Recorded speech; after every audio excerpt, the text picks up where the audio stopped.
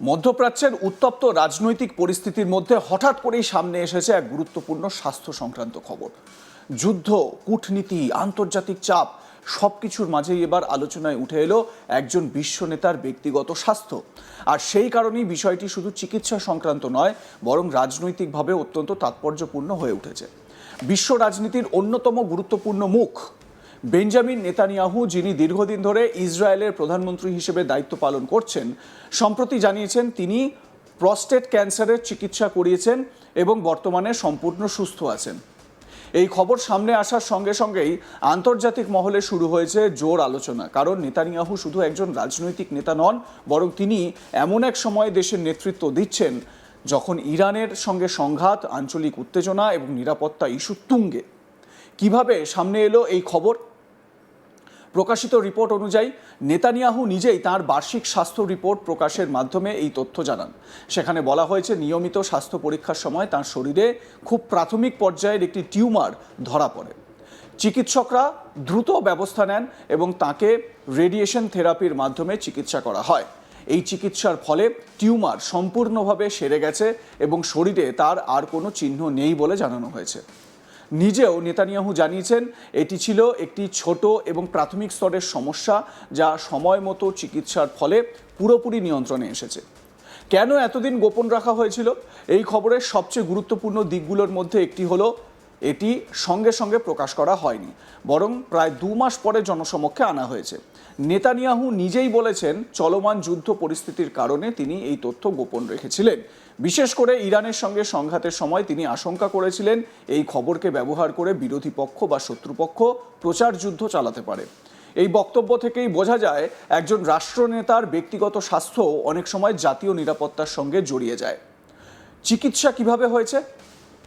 Report বলছে, নেতানিয়াহুর ক্ষেত্রে ক্যান্সারটি খুব প্রাথমিক পর্যায়ে ধরা পড়ে।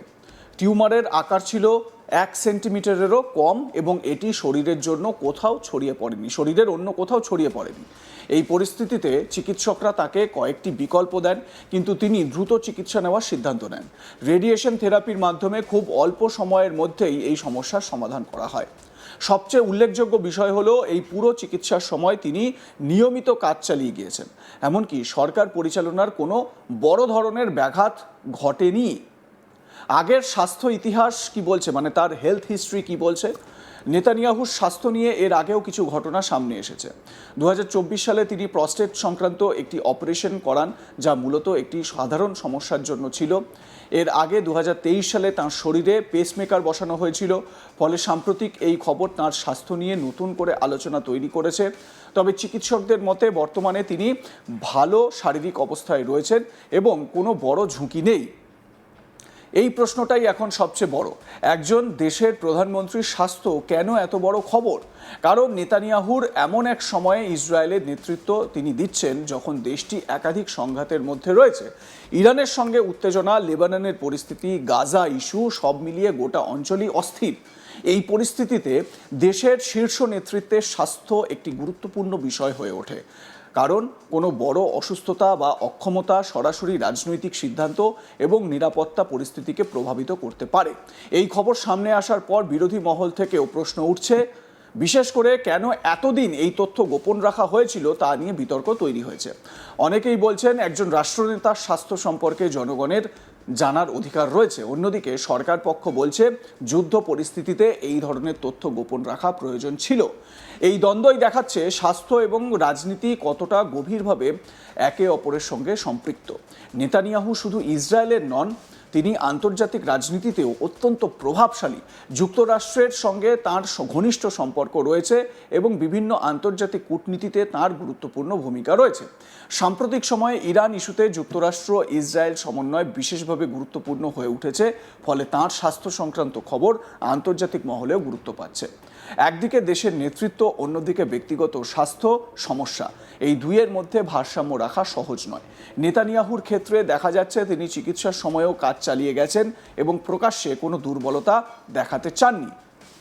আপনাদের নিশ্চয়ই স্মরণে থাকবে, যখন ইসরায়েল, ইউএসএ, ইরান তারা যখন যুদ্ধে লিপ্ত, মানে একদিকে ইউএসএ এবং ইসরায়েল, অন্যদিকে ইরান, পশ্চিম এশিয়ায় প্রবল যুদ্ধ হচ্ছে, মানে 28শে ফেব্রুয়ারির সেই রাত থেকে তার পরপর ইরানের তরফ থেকে যে অ্যাটাকগুলো করা হয়েছিল এবং ইরানের তরফ থেকে এটিও প্রচার করা হয়েছিল বা একটা বক্তব্য তুলে ধরা হয়েছিল যে বেঞ্জামিন নেতানিয়াহুর যে অফিস, সেই অফিসকে মিসাইল দিয়ে গুঁড়িয়ে দিয়েছে ইরান এবং এর জেরে নেতানিয়াহুর মৃত্যুর খবর পর্যন্ত চাউর হয়ে গিয়েছিল যে নেতানিয়াহু হয়তো আর বেঁচে নেই।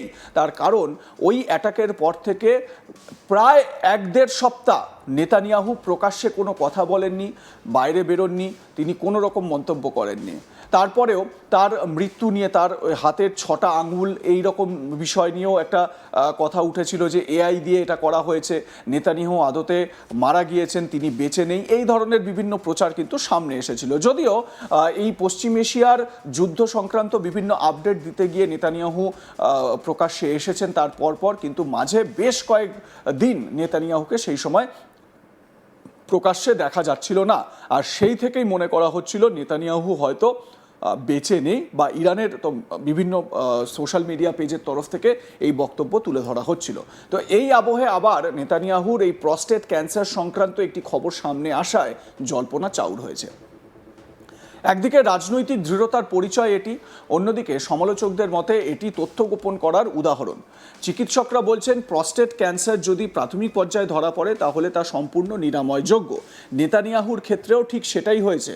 এই ঘটনাটি অনেকের কাছে একটি বার্তাও বহন করছে নিয়মিত স্বাস্থ্য পরীক্ষা কতটা গুরুত্বপূর্ণ। বর্তমানে নেতানিয়াহু নিজেকে সম্পূর্ণ সুস্থ বলে দাবি করেছেন এবং তাঁর চিকিৎসকরাও সেই কথাই জানিয়েছেন। তবে সামনে রয়েছে রাজনৈতিক চ্যালেঞ্জ, ইসরায়েলের নির্বাচন, আঞ্চলিক সংঘাত এবং আন্তর্জাতিক চাপ। এই সব কিছুর মধ্যে তার নেতৃত্ব কতটা কার্যকর থাকে সেটাই এখন দেখার বিষয়। তো স্বাভাবিকভাবে এটা কোথাও না কোথাও যদি যুদ্ধ আবার ত্বরান্বিত হয়, তো সেক্ষেত্রে কিন্তু ইরান অবশ্যই এই বিষয়টিকে কাজে লাগাবে, প্রচারে এটিকে তুলে আনবে। যদিও ইসরায়েল কোনো রকমভাবে চায় না যে এই যুদ্ধ শেষ হোক, তার কারণ ইসরায়েল বারবার মনে করছে এবং সেটা প্রকাশ্যে তারা সারা বিশ্বের সামনে বলছেও যে ইরান এমন একটি শক্তি, যেই শক্তি সরাসরি জিহাদিদের দ্বারা পরিচালিত হচ্ছে। যে রিজিম চলছে সেখানে এই মুহূর্তে, মোজতাবা খামেনি যিনি সুপ্রিম লিডার, তাদেরকে তিনি বলছেন যে এরা জিহাদি গোষ্ঠী, এরা হচ্ছে জিহাদি সরকার একটা, এরা ইসরায়েলকে ধ্বংস করতে চায়, এরা আমেরিকাকে ধ্বংস করতে চায় এবং নেতানিয়াহু এটাও বলেছেন যে এই ইরান কিন্তু ইউরোপের বিভিন্ন দেশকেও ধ্বংস করতে চায়। তো সেই কারণে এই ইরানকে যতক্ষণ না পর্যন্ত দমানো যায় বা ইরানকে যতক্ষণ না পর্যন্ত একেবারে হাঁটুতে বসানো যায়, হাঁটু গেড়ে বসানো যায়, ততক্ষণ পর্যন্ত ক্ষান্ত হওয়ার কোনো জায়গাই নেই। তো এই যে নেতানিয়াহুর যেই অসুস্থতা সংক্রান্ত খবরটি সামনে এলো, এই প্রসঙ্গে আপনাদের কি মতামত জানাতে ভুলবেন না। দেখতে থাকুন আজ তাক বাংলা, সাবস্ক্রাইব করুন আমাদের ইউটিউব চ্যানেলটি, বেল আইকন প্রেস করুন নোটিফিকেশন পেতে।